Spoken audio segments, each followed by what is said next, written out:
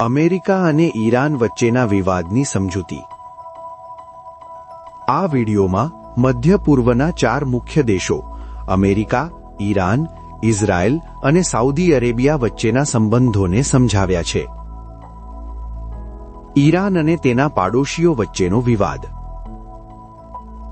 Iran versus Israel. Iran 3H એટલે કે Hezbollah, Hamas અને હુથી બળવાખોરોને ટેકો આપે છે। આ ત્રણેય સંગઠનો ઇઝરાયલને સતત પરેશાન કરે છે, તેથી ઇઝરાયલ ઈરાનનું કટ્ટર દુશ્મન છે। Iran versus Saudi Arabia. આ બંને વચ્ચે વિવાદના 2 મુખ્ય કારણો છે। તેલનો દરિયાઈ માર્ગ। આ દરિયાને ઈરાન પર્શિયન ગલ્ફ કહે છે, જ્યારે સાઉદી અરેબિયા તેને અરેબિયન ગલ્ફ કહે છે। આ માર્ગ તેલના વ્યાપાર માટે સૌથી મહત્વનો છે। ધાર્મિક વર્ચસ્વ।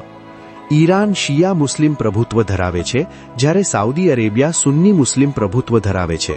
બંને દેશો ઇસ્લામિક વિશ્વના લીડર બનવા માંગે છે।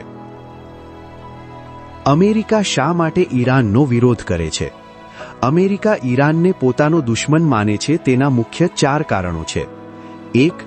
ઇઝરાયલ અને સાઉદી અરેબિયાનો સાથ। આ બંને દેશો અમેરિકાના ખાસ મિત્રો છે।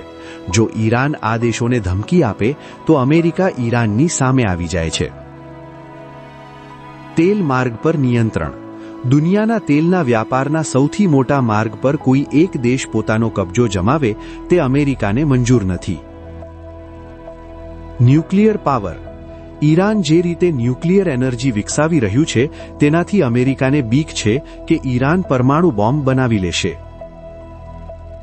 માનવ અધિકાર એટલે કે હ્યુમન રાઇટ્સ।